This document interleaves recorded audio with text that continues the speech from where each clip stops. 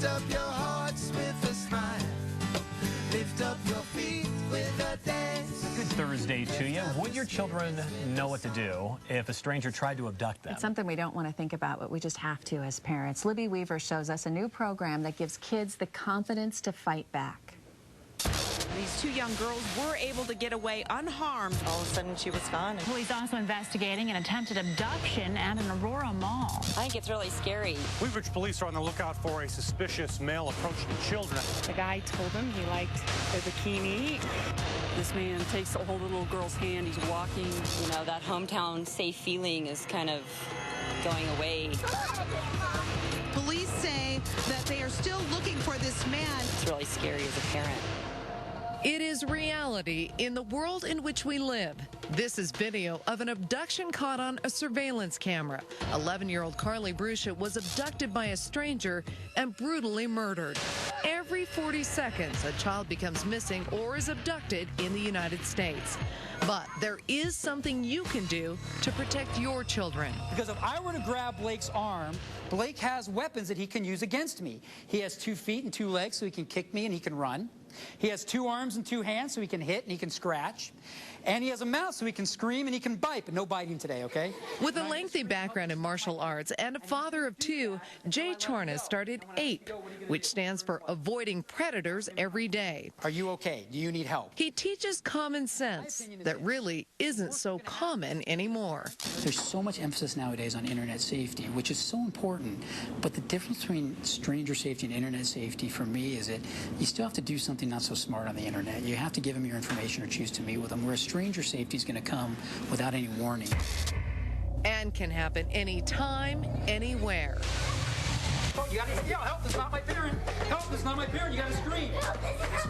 You gotta scream, scream it, come on. Help, this is not my parent. Help, this is not my parent. Give him a hand, good job, Blake. It's about giving kids the tools to use when mom and dad aren't there. That's really what it's about, is empowering them, giving them the information, letting them know that they can handle a situation if something happens, and getting them to understand their instincts more so they can do that. And if I took a step towards you, what are you going to do? She's going to take a step back. And if I take another step, she's going to take another step back. Now again, if I don't listen to this and I walk towards you faster, what are you going to do? You're going to turn, and what are you going to do? Run like the wind. Go, run, run, run, run. Give her a hand. Good job, Madeline. And it may be the most important lesson your kids ever learn. If he laid a hand on me, I'd do everything I could to get away and then run home. But if he didn't, I'd keep my distance and say, help, this isn't my parent, somebody help me. Go, Max. Good job, buddy.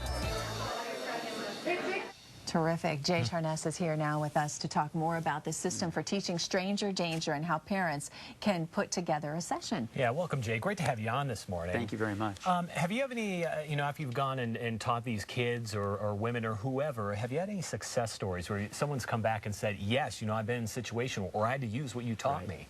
Actually, that's a great question. That's a question I'm often asked, and the answer is, thank God, no, I never have. Because what I teach kids a lot is a lot of the awareness and the reaction, and I'm a firm believer that when they're prepared and they know it, they're better equipped to stay out of bad situations.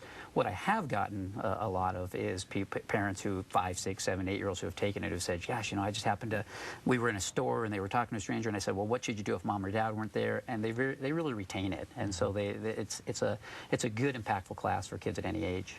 Jay, I think sometimes as a parent we put blinders on and we think, oh, that'll never happen. And one of the things that I have faced, and I know a lot of parents go through this, is I don't want to scare my kids. Right. I don't want to put this fear into them that they have to be scared everywhere they go. So how do you balance that in your class with giving them that confidence without freaking them out? Yeah, that's a great question. It's funny you say stranger danger. The first thing I explain to my class is I hate the term stranger danger because danger does denote that fear. So we call it stranger safety, stranger awareness. And the class that I particularly teach it's interactive, it's kind of fun. We show them what this stuff looks like, but in a very non-threatening way.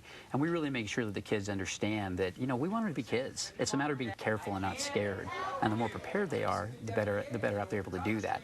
Now in our class, because we involve the parents a lot and the parents get to see the information, they're able then to take the information home and work with the kids after the class. And I'd imagine this gives parents a little more peace of mind knowing that their kids are equipped with something like this. Yeah, absolutely, because most of the times, in the past, law enforcement will go into schools and teach it to kids, but parents really haven't gotten a chance to see the information and learn it. It really isn't much different than when we were in school, except for the fact that, you know, we don't want these kids to learn it on the street. So we do a lot of role playing, and that way they're able to really kind of make it a habit is what we're trying to do and get them prepared.